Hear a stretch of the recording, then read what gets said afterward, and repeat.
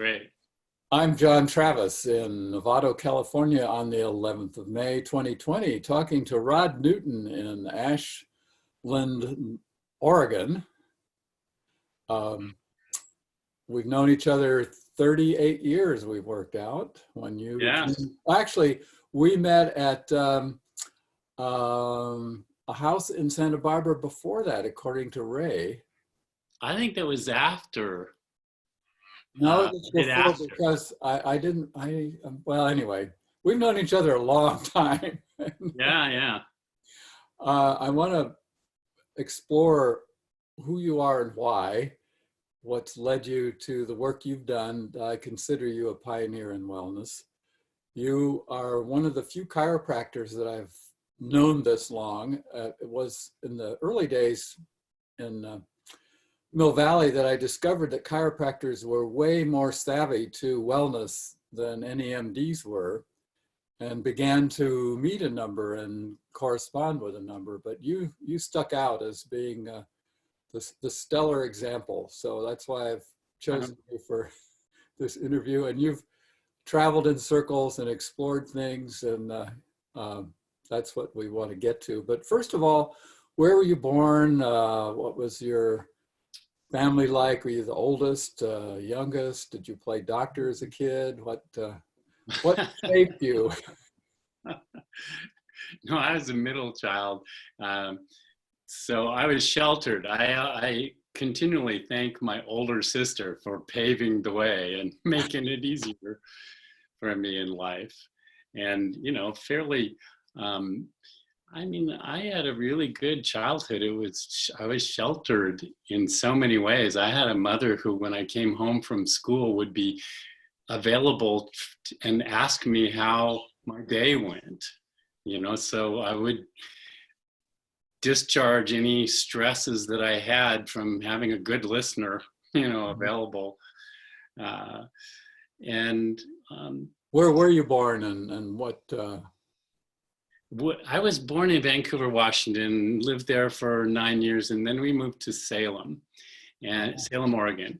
And the Willamette Valley and all of that area is very drizzly. In the winter, there's 10% chance of seeing the sun on any day, and you can go weeks without it. And I'm sure I had seasonal affective disease. I had periodic depression. And the way I handled it is I would go walk on the streets. I remember, after dinner, it was dark. I'd walk down the streets and in the rain, and I'd see the glow in each of the houses at that time it was a gray glow because color TV hadn't been, come on yet. And it was just, people in their living rooms watching TV, and that's what was happening every night. There was something disturbing to me about that. We've lost, even as a young, early teenager, I felt like, we've lost something culturally. There's something missing when we're spending all evening just looking into a screen. So that kind of was formative in a certain way. And then later in my teenage years, I took psychedelics just 4 times, but that was really enough to open my mind to the possibility of, that's like, oh my God, the world the way I've thought it is really different. And so that combined with a book that I read called, it was Jane Howard's book called Please Touch, a guided tour of the human potential movement. And it was about Esalen Institute. And she talked about encounter groups and body work, Rolfing and, meditation and yoga and all these things that just were so fascinating to me. It just felt like aliveness, all the things that were available that kind of countered, what this culture was constraining. And so that was pivotal. I went to Reed College for the first year, Mm-hmm. and I was very lonely. All of a sudden, I missed the what I hadn't realized, the comfort of being, loved all the time and, held in that sort of company. And I was very lonely. And I went to an encounter group, is what it was called. It was actually a training group from the National Training Lab Mm-hmm. with a series of exercises designed to essentially open up communication on a very deep level between a group of, in a group of 12 people. And I went there for the sole purpose of meeting a girlfriend. And as soon as I walked in the room, I realized that that was not what was happening in this group. There were 12 people, and it felt like one of those fisheye things where people just looked really strange. And my first impulse was, get me out of here. But it was a residential thing, and I had driven to it, and I decided to stick out the first part at least. And what happened was life-changing. These exercises opened us up to communication in such a way that I started falling in love one by one with these really weird, strange, different people. And I remember this moment about halfway in where I realized I'm going to fall in love with all of these people before very long. And I realized, in fact, if I were to know anyone on the planet well enough, I would fall in love with them. That in fact, it's not an me versus them, or, different people, that I could never appreciate or something like that. It really is just a matter of, I don't know the depth of them in the humanness in such a way that I can love them. So that just, all of a sudden, I left that weekend and everyone looked differently. It's like, there's another person that if I knew well enough, I would love that person. I mean, it was astounding. One of those, I think we have these the way I look at my life unfolding, there's evolutionary and then there's kind of revolutionary moments, those life-changing moments. And those are often the most interesting to think about and share. And I don't think they're more important than the evolutionary process, but they're just, I think we all have those times where it just, wow, there was before and after that. A nexus point, that's what I call them. Yeah. So then yeah. Now, was this while you were still at Reed? Yeah, this is while I was at Reed. So I stuck out the rest of the year there, and then I heard about this experimental college, Evergreen College, that was just opening, mandated by the state legislature of Washington to be alternative and, innovative. So I went up there, and it was great. It was a heyday for me. And that's where I met Ray Castellino, who you've interviewed. And I had another one of those life-changing moments. In that book that I mentioned, she talked about Rolfing, and I wanted to get Rolfed. Well, my friend said, hey, this guy's coming up, and he's going to do this Gestalt group, which I would have done, but I couldn't. But she said, he's also doing bodywork, and it's kind of like Rolfing. And he was doing polarity therapy at the time. And I said, great, sign me up. So he did this session, and it was, for the first time, I felt life energy coursing through my body in ways I'd never felt it before. And I felt a level of aliveness. And it began a lifelong friendship with Ray. But he turned me on to polarity therapy. I went and studied with him, with Dr. Stone and Pierre Panetier, who were the main teachers then.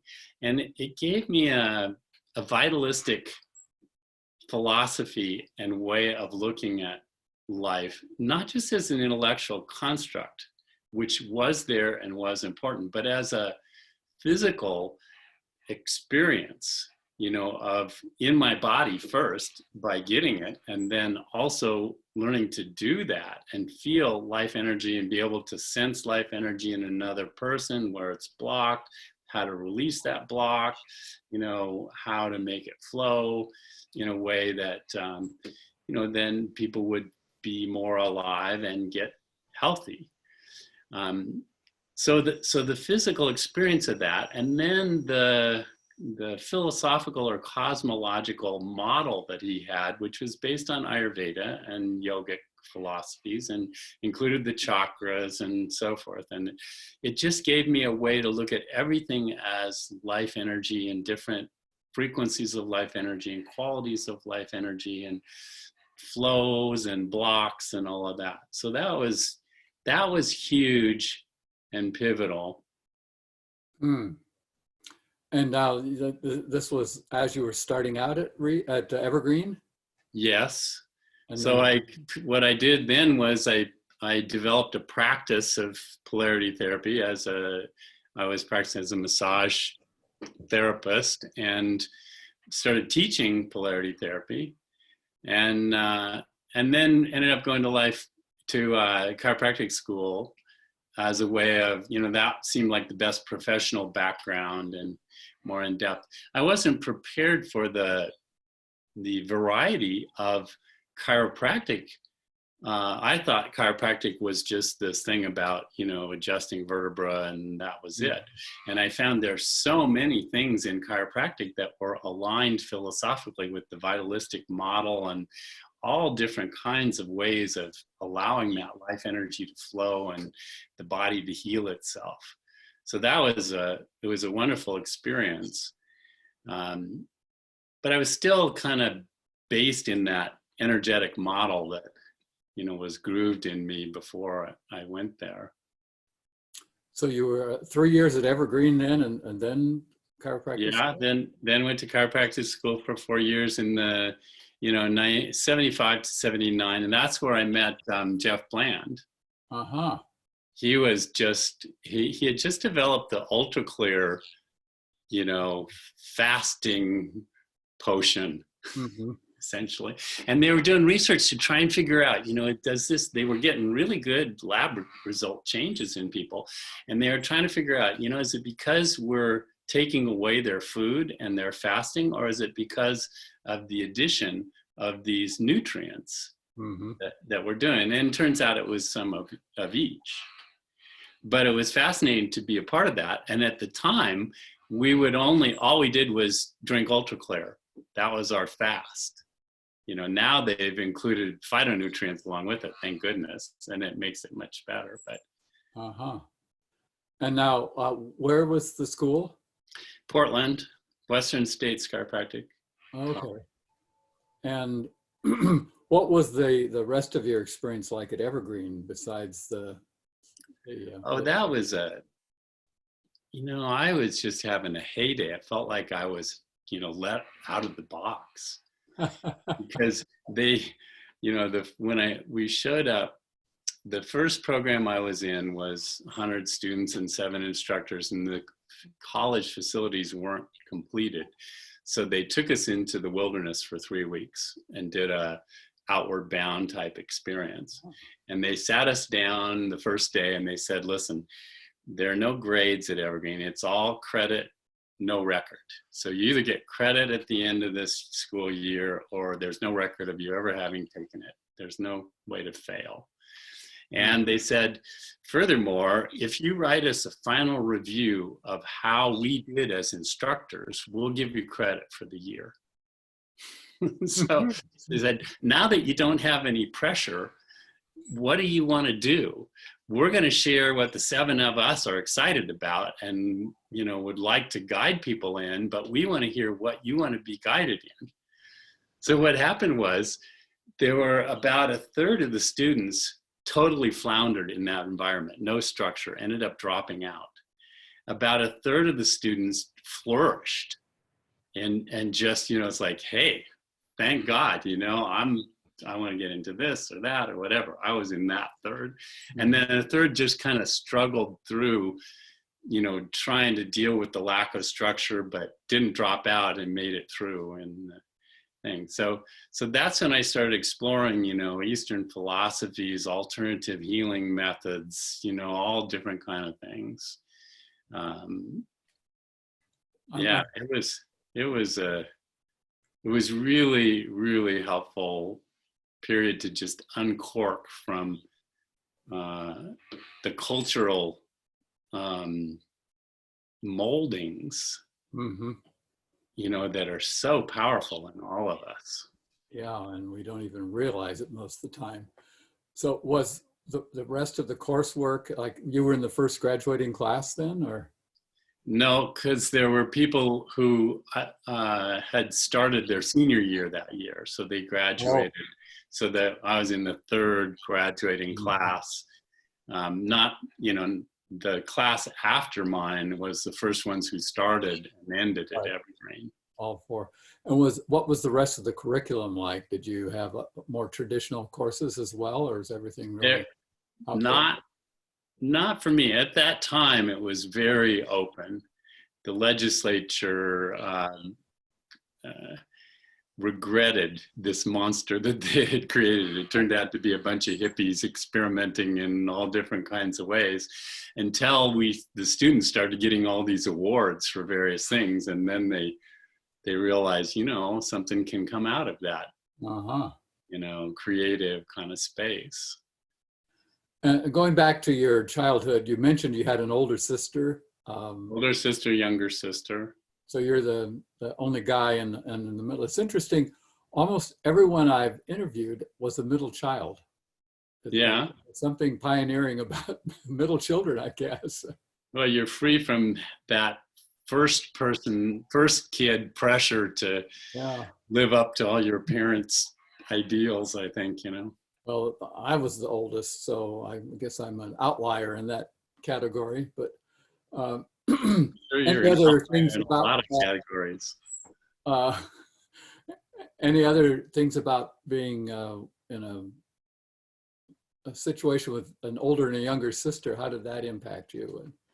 Well, I became very comfortable with the family. It was my older sister, younger sister, three girl cousins, Oh, and we lived close by. So there was a lot of the six of us, and I was the only guy.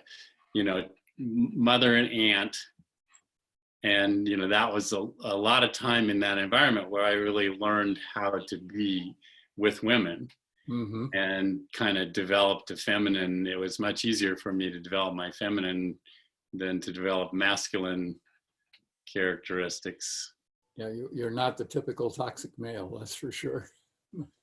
Thank God, in a certain way. But it took a while, new warrior training and so forth to find, Mm-hmm.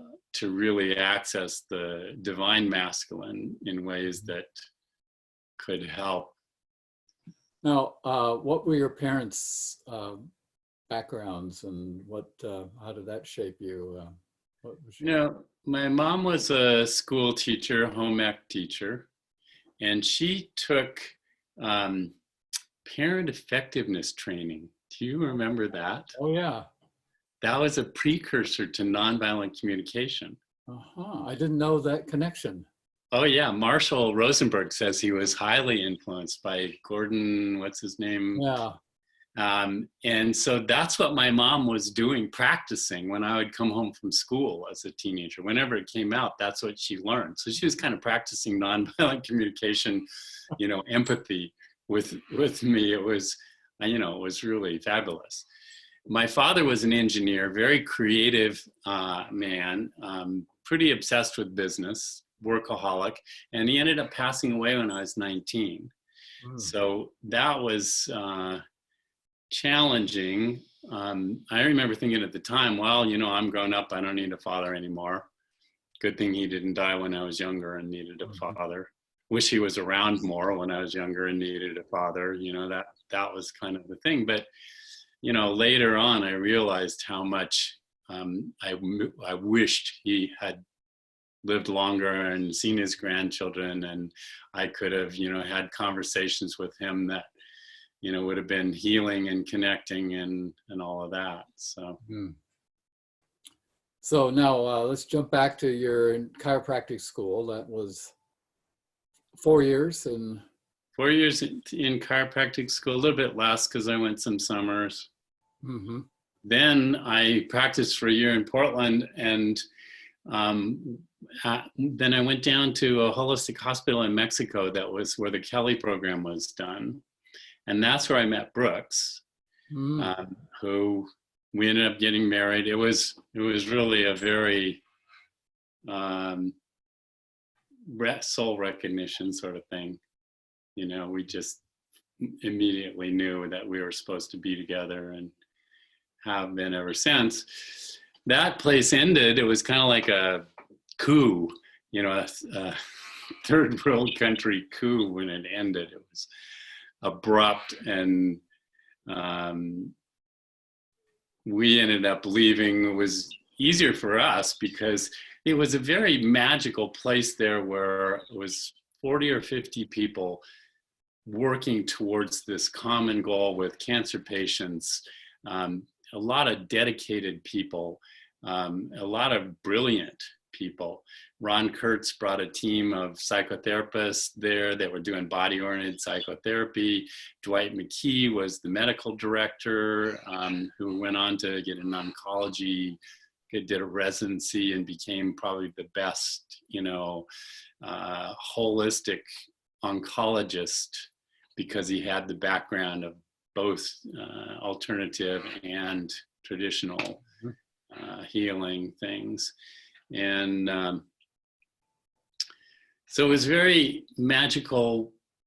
There was no economic competition between us with patients. We were all just working together, and that was fabulous. Sense of community was powerful. You mentioned Kelly. For our viewers, say more. Who's Kelly? The Kelly program was Dr. Kelly had pancreatic cancer and cured himself with nutrients and enzymes and so forth, and a whole different lifestyle thing. He developed a holistic program for cancer, and that's what we were implementing. It couldn't be done in the United States at the time because they were doing all kinds of things that a lot of which you can do now, but at the time were illegal in this country. So they did it across the border in Baja, California, beautiful place right on the ocean. Rosarito Beach. Was Kelly himself there?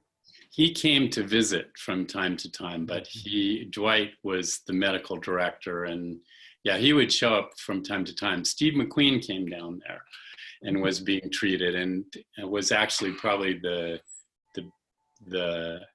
probably caused the ending. Because what are you hearing that? There's an echo happening now. No.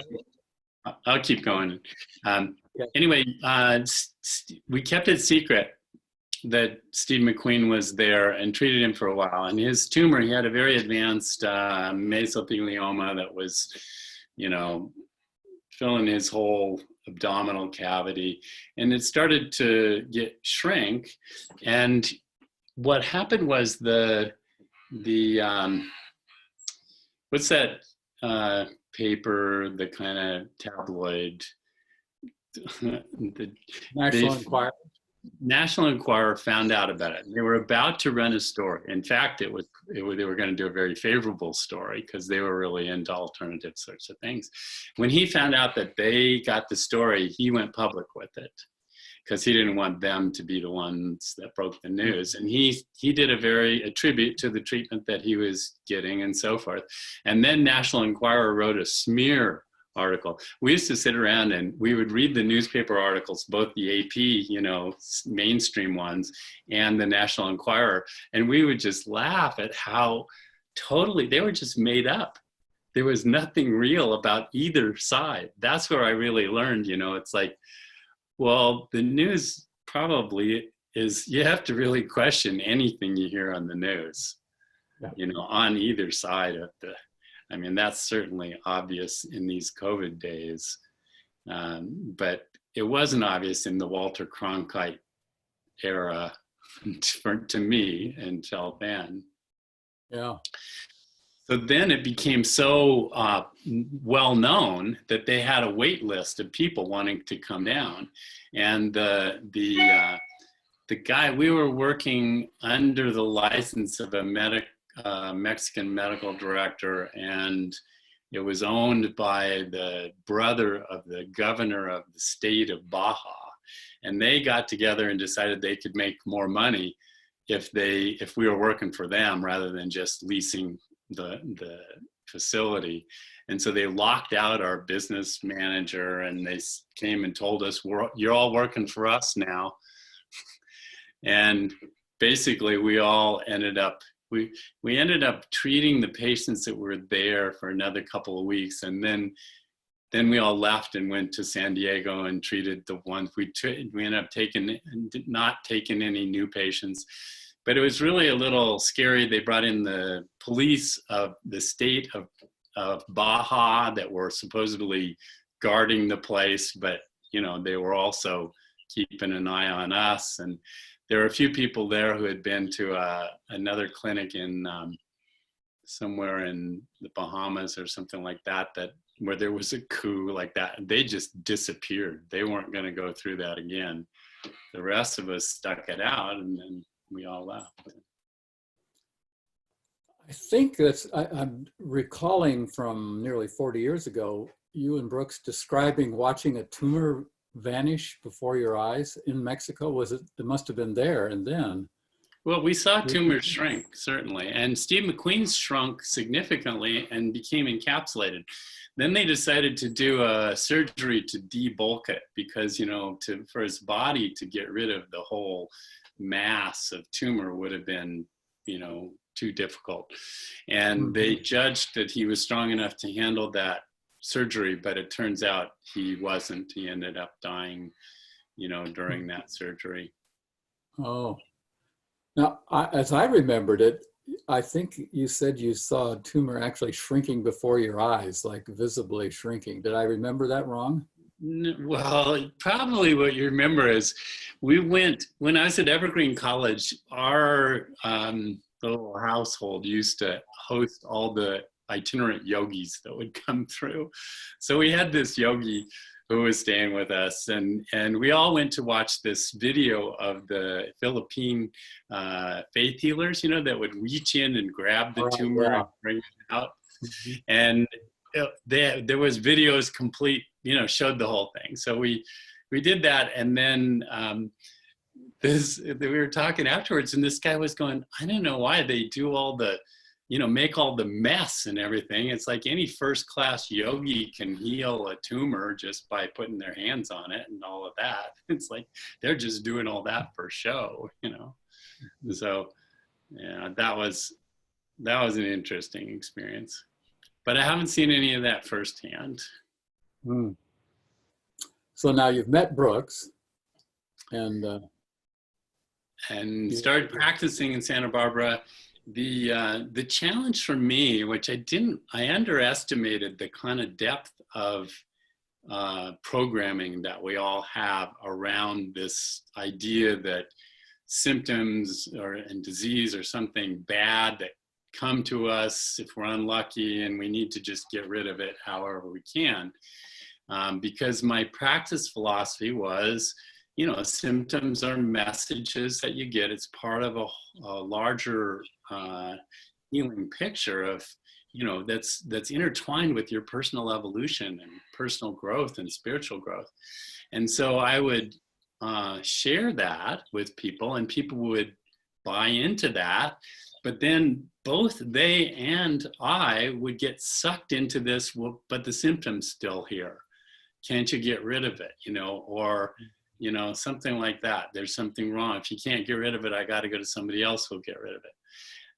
It was in that context that I read your wellness workbook, and I was like, thank God somebody is addressing the breadth of human experience in the wellness thing, not just, they're defining wellness in such a deeper way than just getting rid of the symptoms. And even if you get rid of the symptoms in a holistic way, that's not really wellness. And that's focusing on the wrong end of the spectrum.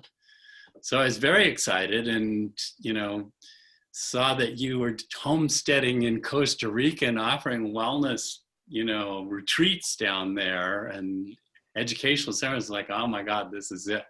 So Brooks and I went down there. I think it was January of '82. We'd just been married a year, and Mhm. and I felt an immediate camaraderie with you. It's like, here's somebody else who's out of the box. He escaped. He's got some life energy flowing through him that hasn't been totally, squelched. And he thinks about things in ways that are wild, and crazy. And, 9 out of 10 of them are just wild and crazy. And 1 out of 10 of them are like, yeah, we got to act on this one. So that was a lot of fun. Do you ever see the movie 1,000 Clowns? I know the name, but I'm not even sure if I've seen the movie. It's an old black and white in the 50s. Jason Robards, is that his name? Anyway, Yeah. he's got his nephew, and he's not. They want to take his nephew away from him so they can put him in school, and they're saying the nephew's kind of the straight-laced guy, and Jason Robards is this wild man, and he has this great talk that he gives when the kid asks him, why do you not want me to go to school and all this, and he says, I'm afraid of what they'll do to you. I'm afraid the end of it is, I'm afraid they'll turn you into a chair. And I so resonated with that, ways that I was turned into a chair, before I had to kind of find my aliveness again. And I thought, here's a guy, Jack Travis, who either wasn't turned into a chair or very successfully, unchaired himself. Beautiful image. Yeah, I sometimes wonder myself whether it's a struggle. But yeah, I remember our connection was very strong. And then when we came back to the States, we tried out living in North San Diego, North County. And Right. you were then, you had moved south, or I remember we got together for dinner. Yeah, Santa Barbara then. Well, that's still a long ways from where we were. You must have been traveling down to south of LA. You had meetings or something down there? Because I remember we'd go to dinner over in Ensenada, or not Ensenada. The Prophet restaurant. Do you remember that? Yeah, okay. What's the time? That was in North County. Yeah, on the coast. Yes. They were in another location first, but they moved over there. Yeah, that's where Brooks and I used to come up from Mexico and go there the early days. Well, I remember having dinner with you a couple times, just coming over to the coast. We were in Valley Center, I think it was called. Yeah. Our time in Southern California, the climate was great physically, but emotionally and politically, it was not for us. So we felt the same way. Yeah. Escape. So then the next time I ran into you was in Oregon. You were at Grants Pass. Grants Pass, yeah. You had a practice there. So walk me up through your practice career and how that evolved. Practiced in Santa Barbara then, but I wasn't very happy with either Santa Barbara, the kind of endless spring. I missed the seasons in the mountains and all of that. We're more mountain people than ocean people. So we came up to Grants Pass to practice with Jim Saeed to get some inspiration. I knew him from chiropractic school from the polarity days. He was also into polarity, and a very brilliant man, and very energy sensitive. So I learned a lot from him while I was there, and that's where we had our first child, which was also totally magical. it just, I wasn't prepared for how sweet that would be. I was prepared for the downside of having kids, I think, fairly realistically. But there was something about the love that it invoked from me was just so strong and so surprising and so sweet. And it really, the three of us, it was Grants Pass is small town. We felt it was like being in this bubble, in this magical bubble. But it was also a little backwoods, and I was still restless around practice. It wasn't the practice that I wanted to do. I wanted to do something different, and the opportunity came up to go down to Marin County and work on do some biofeedback, brainwave biofeedback research with Foster Gamble and James Hart. They were doing research, and Foster ended up opening a center that did brainwave biofeedback at the time. And that was just I wanted to change. I figured I'd go down there, I'd do that for a little bit, then I'd open a practice down there. But we were in San Anselmo, and when someone in the grade school was arrested for selling cocaine to his classmates, I figured, I don't think I want to raise our kids down here. And we moved back to Southern Oregon, to Ashland this time, and I didn't know how different Ashland would be than Grants Pass, but it turns out to be so different. It's just polar opposites, yeah, the opposite sides of Medford. I knew it'd be different. I just didn't know how different. And so it's been great here. I opened a practice here and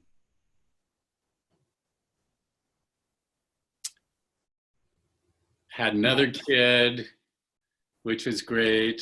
And right at that time, I was always as much interested in the psychological and kind of psycho-spiritual aspects of healing as I was in the physical aspects. And the power of the mind was always really fascinating to me. So I do remember the magazine New Realities in the 80s. Oh, yeah. I used to wait, for the day that would arrive. And I always read it cover to cover the day it arrived. There was something about that every issue I knew there was something in there that was going to, change my life essentially. And there always was more, greater or lesser. And I've forgotten all about that until you mentioned it. Who was the publisher? What was the? Oh gosh, Jim Cattleman? May have been. That sounds like it rings a bell. Anyway, there was an article in there by Robert Fritz about his course, Technologies for Creating. And it was basically about the power of how to channel your mind the way it's supposed to be used into creating a vision and acting on that vision and dealing with the blocks that come up. It's kind of was more of a, like Abraham Hicks sort of, manifestation, creating things, but he had a very clear, articulate way, no nonsense, and less new agey than a lot of the other manifestation things. So I ended up teaching his class for a while. It was very powerful, and it was changing my life to use my mind like that. I started just grooving my mind into, what do I want? I started, instead of going to a movie wondering how the movie was going to be, Brooks and I would go into the movie and go, well, how do you want this movie to be? And we'd create a vision of the experience we wanted to have in the movie. And then afterwards we'd come out and go, God, that was such a great movie. And other people going, wow, what a terrible movie. It's like, wow, we really have some choice about our experience, much more than we thought. Yeah. Now, Fritz is bringing back old memories too. Was that the one that he talked about, the path of least resistance? Was that? That was the book that he wrote that still, I think, is one of the best written books on how the power of the mind works in terms of creating skills. He went on to write a couple of other books and, a lot of good stuff, but that one still is seminal in my mind. Now, at what point did you build the Hidden Springs Center there? Well, that was after all this, 10 years after that. Because at this time, what I did next was I ended up exploring, I met Marty Rossman and David Bressler, doing their Academy for Guided Imagery, which, guided imagery, interactive guided imagery skills. It was such a great, exploration tool for the psyche. And I had done psychodrama and there's one, I'll think of it in a second, that had explorations in similar ways using the power of imagery. He added, Fritz used imagery, but he didn't explore imagery to the depth that Bressler and Rossman were doing in the interactive guided imagery. So I ended up teaching actually as part of their faculty for a couple of years, and I loved it. It was fabulous, and it added a whole depth to, where Fritz would channel your energy into creating. Whenever you create something, you hit blocks. That's just the nature of, creating. And he had some fairly simple ways of dealing with the blocks, but this exploration through interactive guided imagery had much more sophisticated ways. I remember them saying, the block is not in the way, the block is the way, if you really understand the block. And they had ways. I was also studying with Vern Wolf at the time, and he had ways of, allowing the images to transform by bringing consciousness to them in such a way that the energies that they added in the lessons and so forth became part and guided the creating process in ways that made it more powerful and more guided and so forth. So then we had the visioning and the creating skills and the healing skills from those two things, and we started to put those together and produced our own course, which I ended up selling a couple of years later to some people who took it on. There was Ilona Selka and Don Paris. She's German. And she translated it into German, and it's done really well over the last, that's been almost 30 years now, and translated into 5 languages. And I still get, quarterly royalty checks from that thing, because they're timeless skills that, what we did was we were able to, and Robert Fritz did a good job of this. He was able to take simple skills that a lot of people understood and structure them into a practice that after 3 or 4 weeks became a habit for you. And so we took the way that he structured skills learning into, the skills that he had, plus a lot of the healing skills with the guided imagery, and structured a 5-week course that basically at the end of it, I asked someone, there were, by the time, after a little bit, we trained teachers and other teachers were teaching it. And so I would talk to students of other teachers who had never met, and I'd say, well, how was the course for you? And based on what they said, I could predict very accurately how consistently they did the exercises. Because if they said, wow, I really got a lot of it, it was life-changing. I said, you were very consistent on the exercises, weren't you? You did them like every day or almost every day. Yeah, without fail. And then somebody else would say, I didn't really get that much from it. It was some good ideas and so forth. I said, you didn't really do the exercises, did you? Nah, and then there are people in between. It was pretty good. I got some good stuff. You did the exercises sometimes, right? But not all. It was just that consistent. If they did it every day, it changed the way their minds worked. Because, basically it freed up. I realized at some point it wasn't teaching the mind to do something new. It was essentially unprogramming and freeing up the bad habits we'd learned so it could naturally do what we do, which is to get clear about what we want and move, towards creating that, and then deal with the lessons and challenges that come up when we do. That's just a natural process that we frustrate by our, misconceptions and bad habits and all that. So that was a very exciting time. Probably the most energetic and exciting time of my life was that creating process for those few years before I ended up selling that and going back into chiropractic practice more full time and so forth. So describe your practice approach. You're not the snap, crackle, and pop variety. I know that, but can you say more about what your orientation was? What happened right at that time was I learned about network chiropractic. I had been doing a diagnostic therapeutic type practice, it's very difficult to not fall into that, despite my beliefs in that's not the most healing way to go.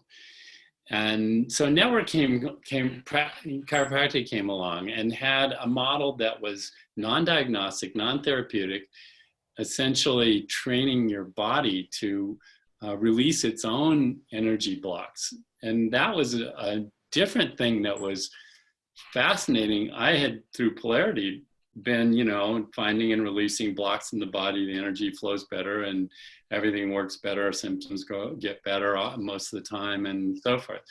But I'd never seen anything that actuates your body's ability to find its own blocks and release them the way network chiropractic does. So that opened up a whole new world and a different kind of practice. Kind of got me back into excited about practice for a while. And I was at the time working out of my home down in the basement, and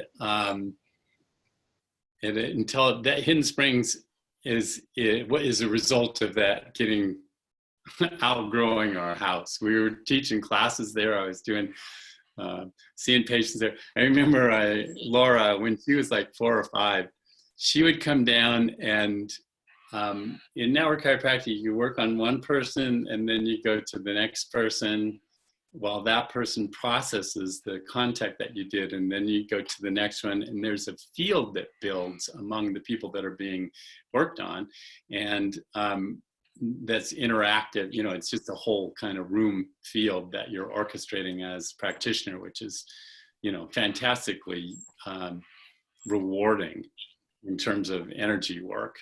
And my daughter would come in, she was like maybe 4 or 5, something like that. And she would watch what I was doing, and then she would go imitate it and go around to people. And, I asked people, and they said they were all fine with it. In fact, they'd say, no offense, Rod, you have really good energy, but your daughter, when she puts her hands on me, it's like, I can't believe it. So that lasted for a while. But then I had to get out of the house. I started looking for land for either an in-town center or an out-of-town retreat center. I wanted to have both.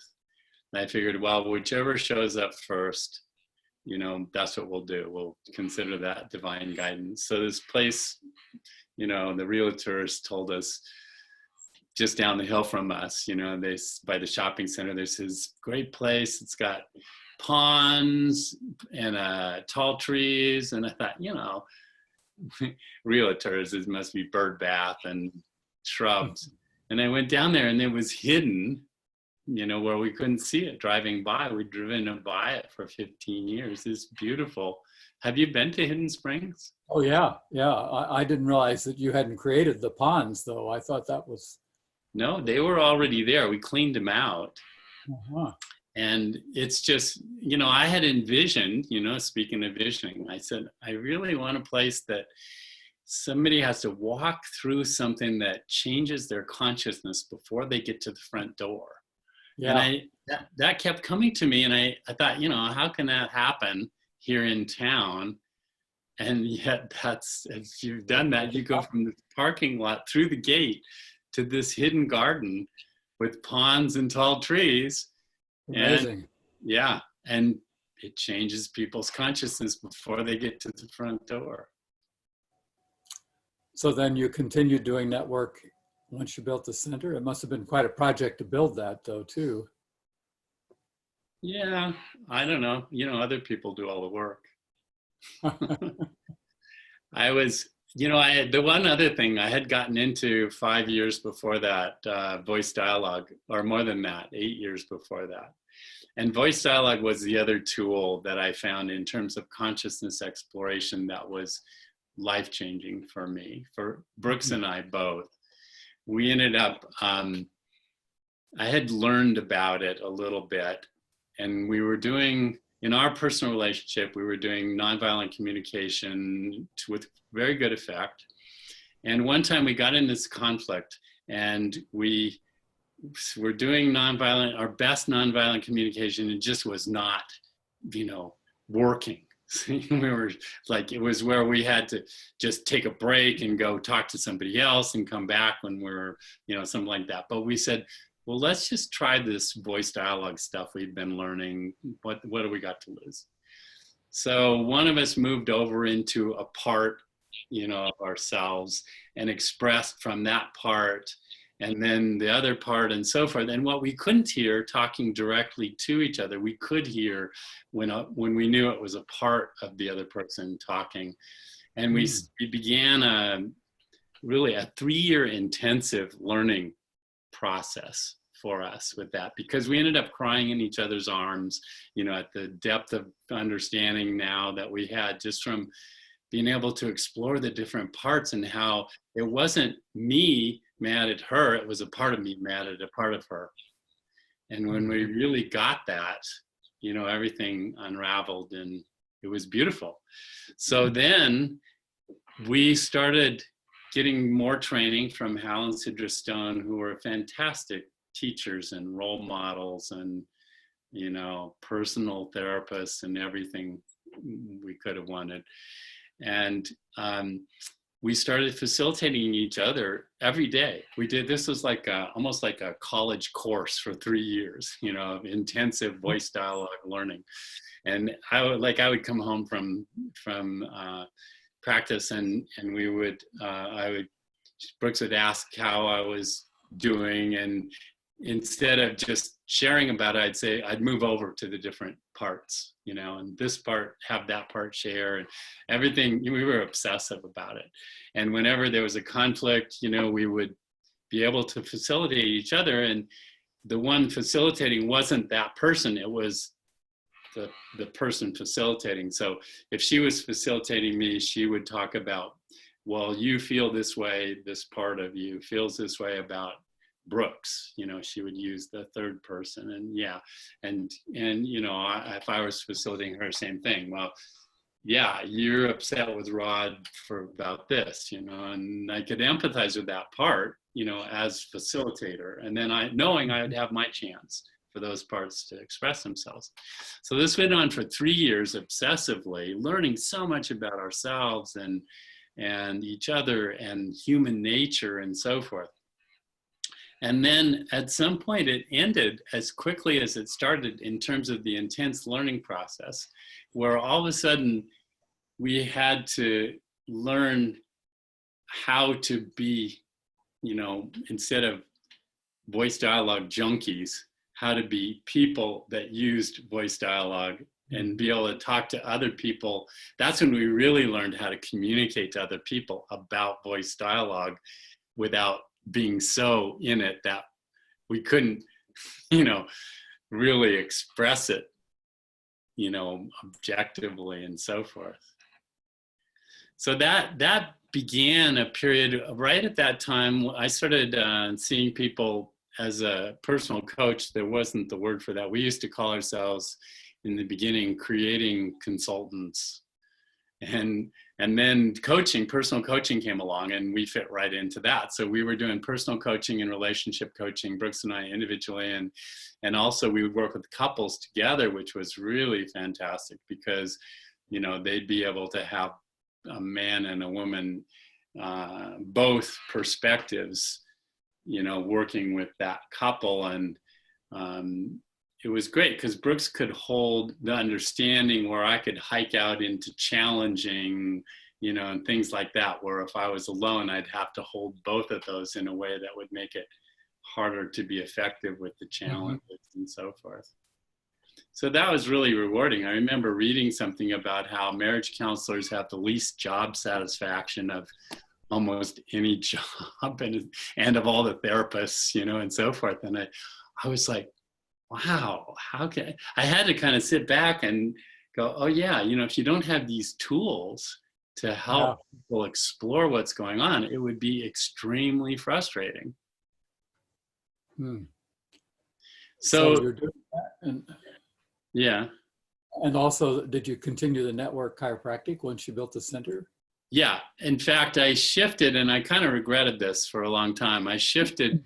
At the time, we were building a whole voice dialogue team, training people, and we had other practitioners. And I regretted not just having a voice dialogue center, you know, because we got so into that. Instead, I shifted gears, and largely for financial reasons, because I had the burden of payments on Hidden Springs, and I thought, you know, I don't know if I can really make enough money doing voice dialogue, you know, practice and center and so forth. And I know I can make a lot of money as a chiropractor and all that. It's one of the few decisions I've ever made in my life that was influenced as strongly financially. And I ended up regretting it. I'm sure I could have made as much money as I needed to doing that, and would have been, you know, more. I ended up, you know, kind of trying to do too many things and not doing as much as I would have liked with, you know, any of them.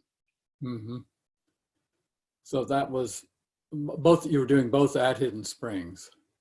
Yes, and continue to do both personal coaching, which I, you know, using the tools of interactive guided imagery and voice dialogue, still do that. I love that. I mean, to sit down with another person and together go spelunking, you know, exploring the caves of their subconscious, you know, where I know how to explore and they're in touch with their own content. It's just such a fascinating and valuable thing, and such an intimate thing. You know, I get to know people in ways that nobody else does, you know, with that exploration. They didn't even know themselves in those ways until they did that exploration. And same thing with couples. You know, we get to work with couples, and we always would fall in love with the couples we work with because, you know, it was that thing of the, you know, from years before, well, if I know someone deeply enough, I will always love them, fall in love with them. How could you not love someone if you really know the depth of their being? And this was very rapid ways to get to that depth of being where, you know, I would love them in ways, and then they would love themselves in ways because they now know themselves more deeply. So we continued that all along, and I continued to do network chiropractic for a number of years before finally letting that go, just because, you know, there was too many things to do. And I still continued to do health education things I had a naturopath who, Bonnie Nedru, who came in and to Hidden Springs, and she helped me develop a detox center there when we opened the fitness center and detox center at Hidden Springs. And she and I taught these seasonal cleansing classes, and we got a lot of people in Ashland to be doing seasonal cleanses once or twice a year, and that was really rewarding. You know, in terms of life, we started out teaching lifestyle changing classes, And, you know, here's the lifestyles that'll make a difference in your health and wellness and how you feel. And detox was a piece of it. But then the detox thing was so popular, you know, people just realized inherently we're exposed to toxins, we need to get rid of them. So that part grew. And what we found was the other lifestyle changes were more effective fitting it into a month detox program. The reason is we go, okay, in order to do this month-long detox, you're going to have to exercise regularly because otherwise you won't be able to detox. You can do that for just a month, right?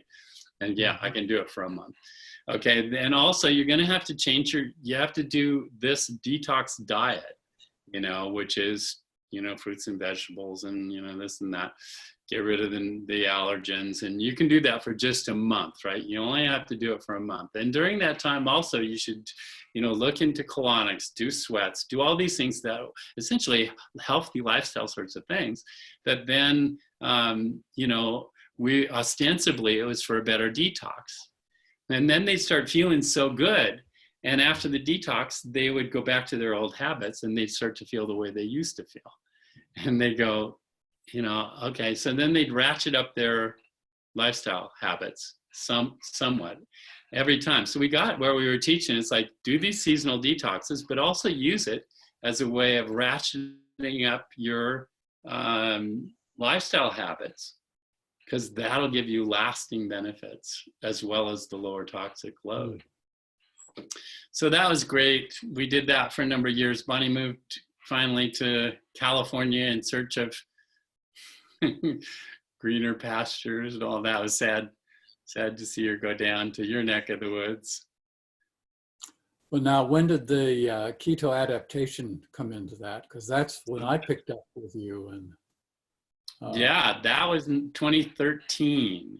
And that was one of those totally life-changing events. I read on Mercola about systematic keto adaptation, and the game changer was to be able to measure your ketone levels.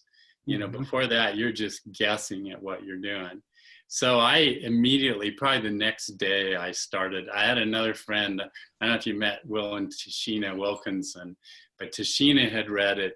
She called me up. I said, I'm doing it. She said, I'm doing it. And so then her husband and Brooks decided to do it. And the four of us did this. You know, we stayed in the 1 to 3 millimole zone of ketones for about 6 weeks strictly. And it was phenomenally life-changing for me in ways that I didn't expect. There were another 2 couples, 8 of us, that ended up doing it kind of together at that time. And after we were all done, we sat down and we talked about all the benefits that we got. I mean, for me, there were things like lower inflammation levels. I had my knees at the time, I could run a little bit, but not that much because of my knees. And I'd never in my life been able to run more than a mile or 2 before my knees started hurting. I had to stop. Well, that inflammation went away, and I started running 2 miles, 3 miles, 5 miles, 10 miles. And the combination of no inflammation in my knees and also better, your metabolism changes in terms of aerobic exercise. After a few minutes, I felt like I could run forever because I was burning ketones and fat. And so I would stop after 5 miles, 10 miles, whatever. And I just like I hadn't even run. I wasn't tired. You know, I had just been burning fat instead of burning. You know, I hadn't used up my glycogen stores. It was phenomenal. But the most amazing thing was when we shared the most valuable thing for each of us, the 8 of us, for each of us, it was either a mental or an emotional thing, even though we had a lot of physical benefits. And the emotional ones was generally a stability, a mood stability, because without blood sugar fluctuations, when you can burn fat and ketones, you don't have those corresponding mood fluctuations, you know? So there's just this calmness or this stability that some people experience from that. For me, it was a mental thing that had to do with memory and concentration.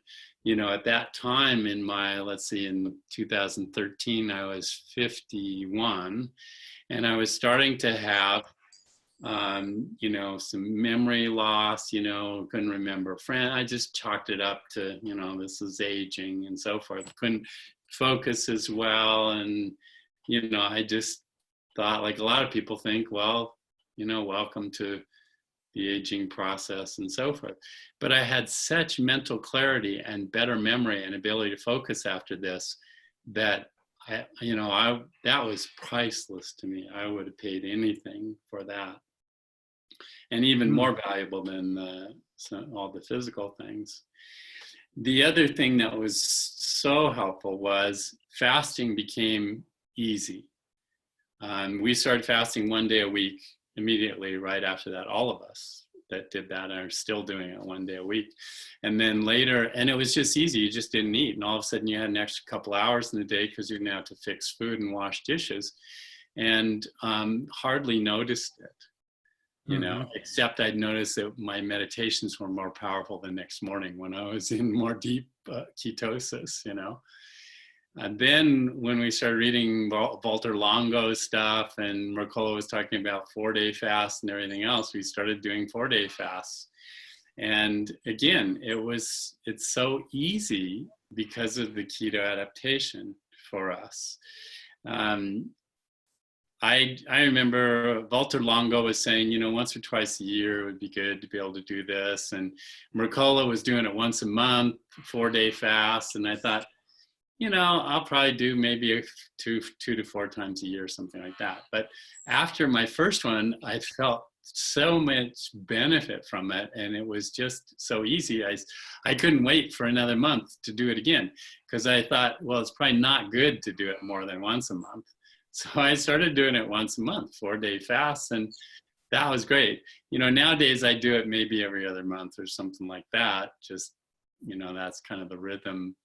But if you read about the autophagy and the stem cell, you know, the kind of reversion of cells into stem cells, and that then can be made into new tissues, you know, it's got to be the fountain of youth, if there is one.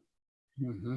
When I read about rats and people, you know, they were talking about type 1 diabetics de-differentiating their alpha cells to become beta cells. And they've shown it in rats, and then can produce insulin. They're talking about improvement in, you know, type 1. We all know type 1 diabetes is a genetic thing that's incurable. You just have to take insulin the rest of your life. Well, they're finding apparently that there is this healing of the you know, dedifferentiation of cells that can then produce new cells. I hadn't heard that. Huh. I'll see if you want. I'll see if I can dig that up. That was like, and if that can happen, you know, there's all kinds of possibilities. Well, that was when I encountered you again. You asked me to edit the pamphlet that you and Bonnie were working on. Oh, right. And also I was in contact with Skip Andrew, who was doing the program. And I thought, well, you know, this sounds interesting. It took me a couple of years to get around to doing it. And since I've been doing the weekly fast for 1 day for what, 4 or 5 years now. And congratulations. How easy it is. I've done a couple longer ones, but my blood pressure drops and I get really weird with it. So I'm still, with my low tension glaucoma, I'm worried about blood pressure getting too low. Yeah. So, have you done the Walter Longo modification he does 14, what's he do? 1,100 calories, 700 calories, 400. Mm-hmm. And he's shown benefits, you know, with that, almost the same as complete fasting. I don't experience any problem with with hunger. It's just that when I come off it, I feel really faint. And I'm wondering if that modification though of having, you know, that amount of calories might anyway, you know, it's, of course, it's a very individual thing and you have to work out your own way. So that's been a huge contribution you've made to my life of getting me into that. Plus, I was doing HIIT and continue Yeah. doing that as well. So, but moving back to your spiritual life, I know you and Ray both go to India every year, and fill me in on that chapter of how you wound up with your spiritual teacher and how that fits in your life. Well, that was the other thing that polarity therapy brought to my life, because Dr. Stone was initiated by the same spiritual teacher that Ray and I both ended up getting initiated from. Oh. And, you know, that was that inspiration. Also, Pierre Pantier was very inspiring, that he would go bolt upright at 3 a.m. he would just sit up from sleeping and meditate for 2.5 hours every morning, no matter what.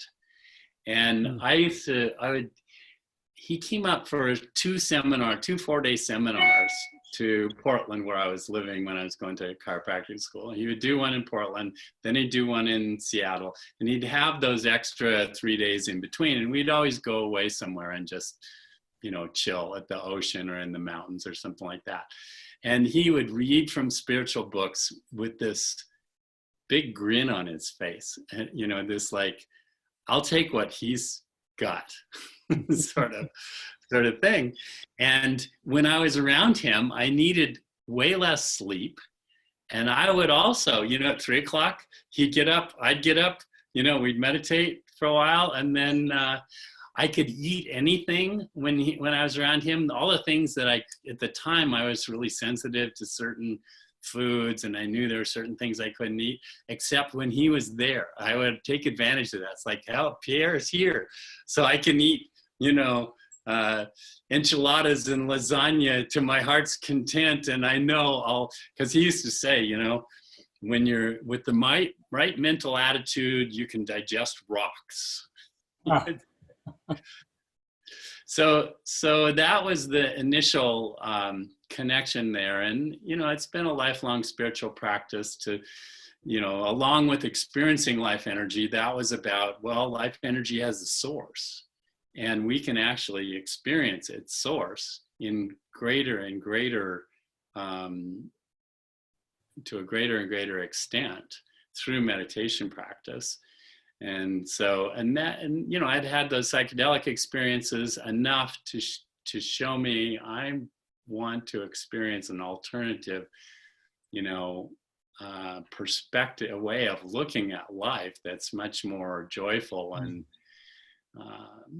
you know, more real than this kind of, I mean, what happens, you know, in that meditative state, you have this sense of reality, and our normal reality appears as an illusion, you know, and you start to be able to see it, kind of like, you know, when the water settles in a lake, you can start to see a little of what's beneath it.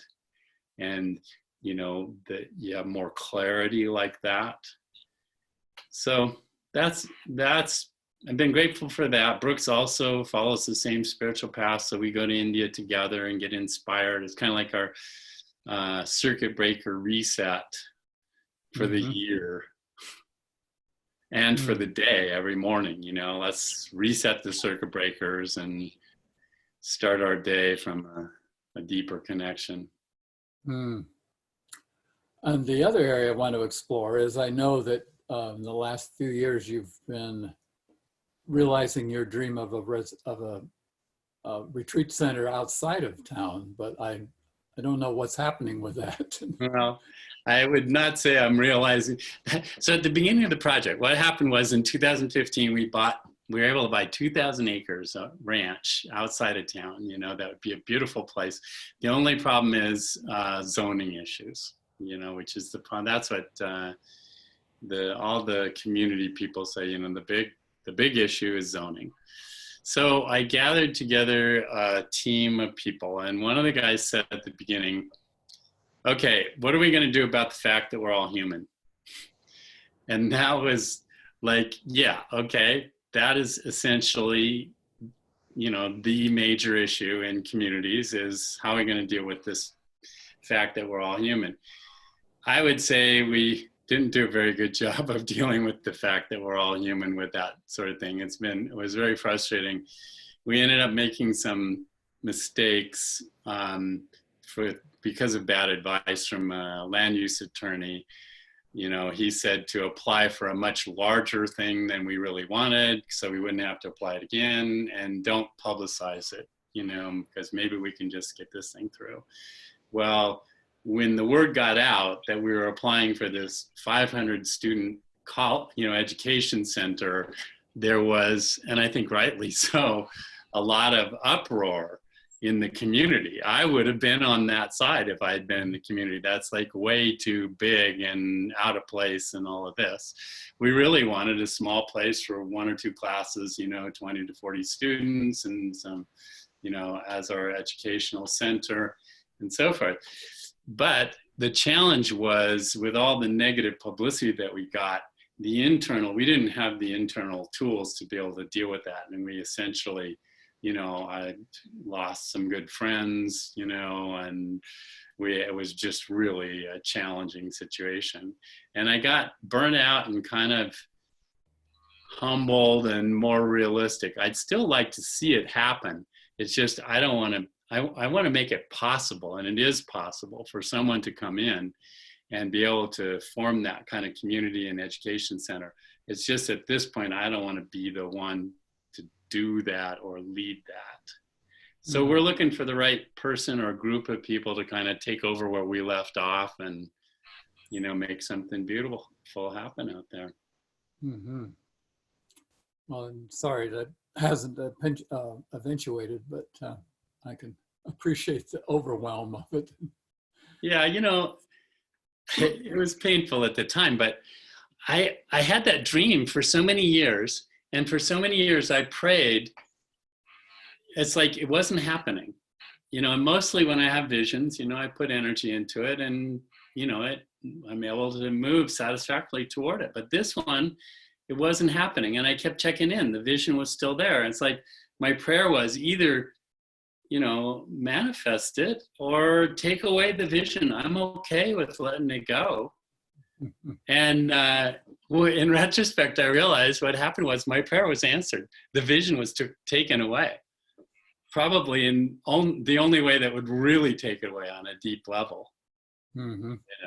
I had to go through that kind of painful letting go process. So we'll see. Who knows? Now maybe it'll happen. Yeah. Yeah, I need to take a bathroom break real quick. Okay, let me put it on pause. Okay, I'll be right back.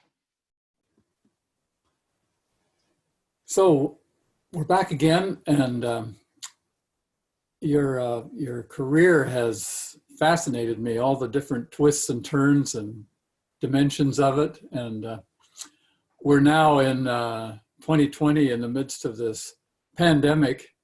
And I have been smelling a rat from the very beginning, and just recently been getting some links to people describing,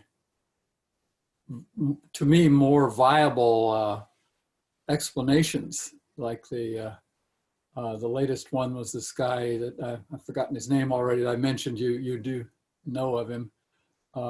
And the woman who was persecuted for publishing information about the fetal tissues of animals getting into vaccines.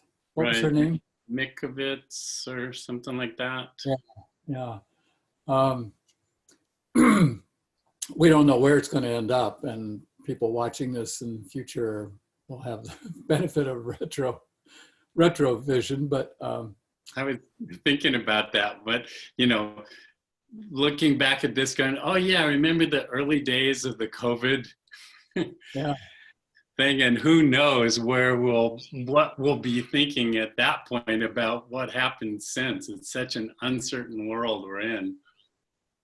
Well, the things that have been bothering me are this idea that a vaccine is going to fix everything when we know that most vaccines don't really work and that disease rates have been falling at the time vaccines were introduced. And now anti-vaxxers are being equated with the NRA in terms of killing people. And you don't even dare mention any question about vaccine or you get fired from healthcare jobs. And the vilification of the conventional media and how it's a form of bullying, plus the fact that the individual freedoms are being taken away by various states. And it's all based on, to me, bogus data, that there isn't any good data to show that these vaccines really do no harm. And in fact, they do harm, and or that they're that effective. And yet it's hard to talk about it, but you're someone I think I can talk about it with. So what's your thought on vaccines in general? Well, that's such a nuanced question. People always they would ask us, we didn't vaccinate our kids except for certain specific ones that we chose at certain times because, because we weren't anti-vaccination, but we were, in order to decide to do that, you need to look at that particular vaccine and weigh the various risks, especially knowing some things like, the contamination, the mercury, things like that. And even just, not knowing what messing with your immune system in that way does long term. Like the homeopaths used to say, I remember when, the first exposure I had was with homeopathy in 50 years ago. And they would say, the problem is you create degenerative disease in later life by vaccinating people in early life. And that, of course, is there's no way to really do double-blind studies or something like that. There's just so much we don't know. That was their philosophical belief. I wish we could do large-scale studies on cultures that were vaccinated and ones that weren't, and so forth. But I think the biggest thing is just how do we deal with what we don't know? And there's such a tendency to jump onto believing something and then not realizing that's a belief, because when you realize, oh, I believe this, that's a belief. Now, what are my actions based on that belief? What are the consequences if I'm wrong? What are the consequences if I'm right? That's the kind of analysis that I think people have lost. I was listening to Bobby Kennedy Jr. the other day talking about the coronavirus and vaccine, and he was talking about Judy Mikovich, or what, if I hope I'm getting her name right, and so forth. And I have a lot of respect for him, particularly because it doesn't seem like he has any vested interest. There are so many people who have, and he doesn't seem dogmatic about his approach to it. He seems pretty open-minded. In fact, he said, if they come up with a vaccine that's effective for coronavirus and is not harmful, I'm all for that. He said, I definitely support that. And I feel the same way. If they can do something that's not the typical way they make vaccines these days, that's lower risk and it is effective, I would consider taking it myself under certain circumstances. On the other hand, I don't think that's likely. I think if they do develop it, it's going to be not very well tested and probably contaminated in certain ways, the way that they do it and so forth. So, not to mention the failure of flu vaccines, which they keep pushing like bullies. Oh my God. It's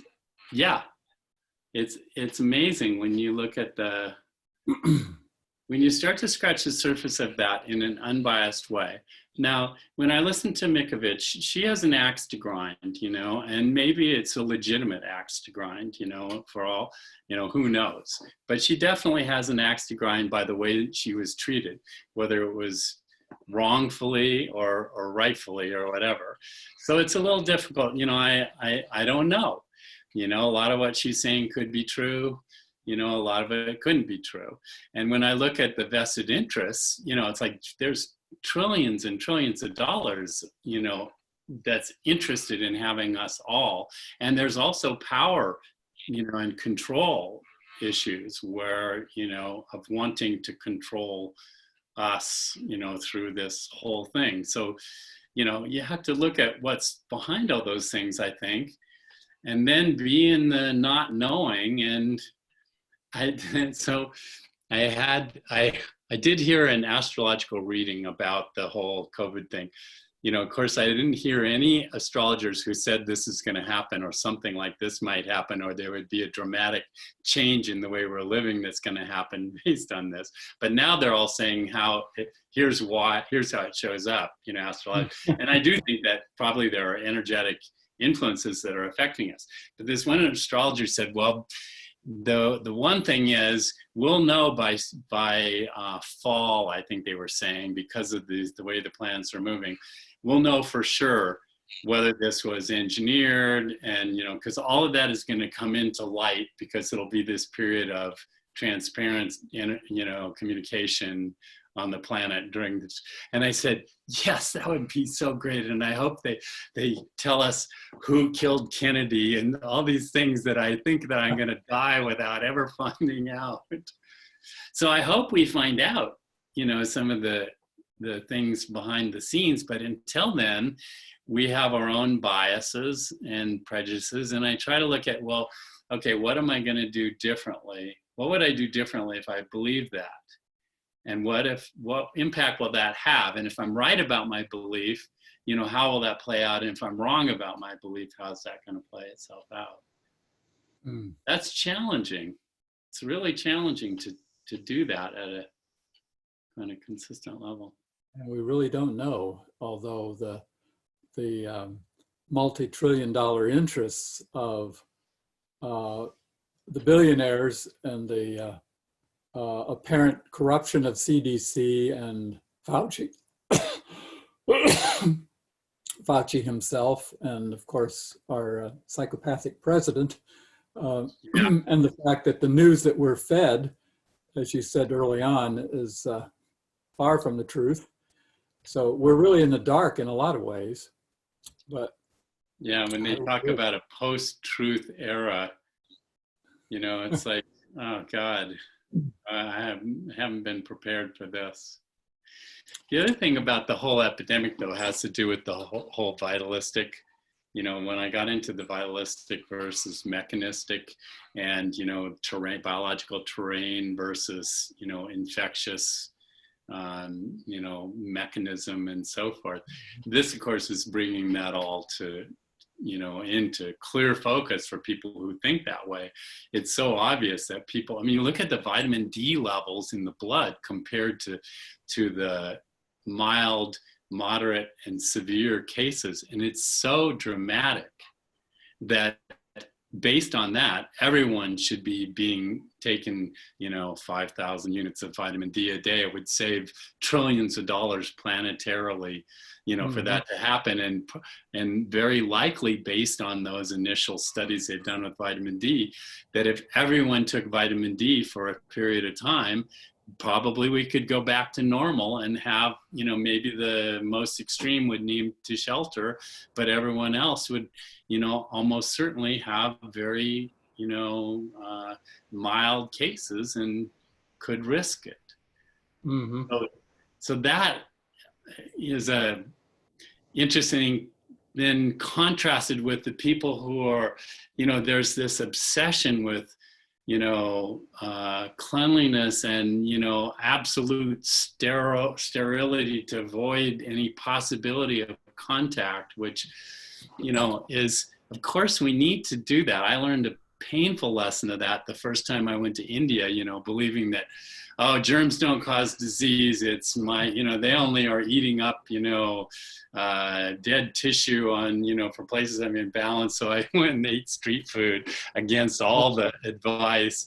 And I got a case of giardia that was so bad, I thought I was going to die, and I hoped it would happen really fast.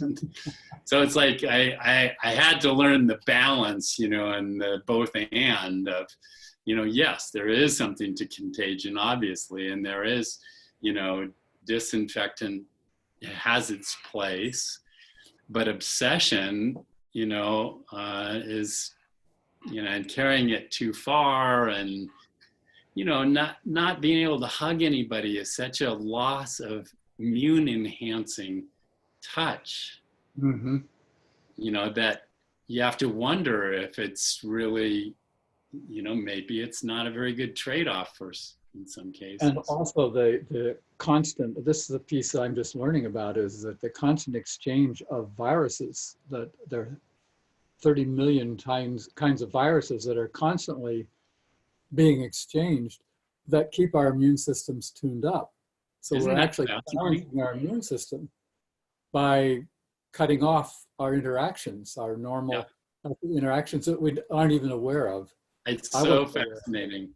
I remember reading something that said, you know, people who kiss each other, you know, and exchange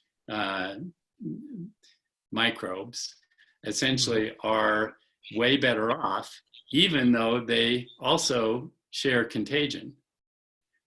Each of their biomes is better off than if they hadn't. Sorry about that.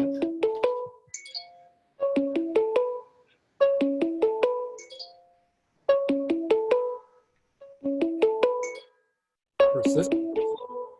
Yeah, it rings on my computer, and I can't turn it off without answering it. So, sorry.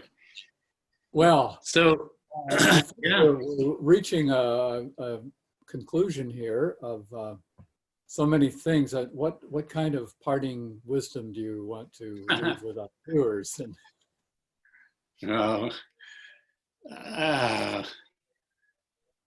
Parting wisdom, I don't know about that.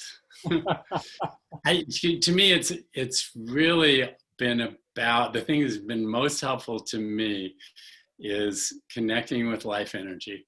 You know, when I'm connected with life energy, there's a magic and a miraculousness to my life's unfolding. And, you know, little kids are like that, you know, when they're connected to life energy, which they are a lot more than we are. It's a magical world, miraculous world. And when I lose that, I think, you know, I've lost my connection to life energy again, because the magic isn't happening, the miracles aren't happening, you know. So to me, it's all about various ways to stay connected, reconnect, connect more deeply to that life energy, you know, and closest to the source of that life energy as we can go. And then, you know, let those, it's not always fun, it's not always easy, of course, but there is a magicalness to it, an aliveness to it that I miss, you know, when I'm not cultivating that. Well, that sounds like very good closing wisdom for us. So with that, I think we'll wrap up the recording. And yeah, thank you. This was great. It was a great opportunity to step back and look at my life and all the things that have happened, and makes me, you know, fills me with gratitude for this, you know, mysterious unfolding that's happened. Exactly, and how our lives have intertwined for so long, and yeah, I hope we'll continue to. So thank you again, Rod. Well, thank you, Jack. Okay.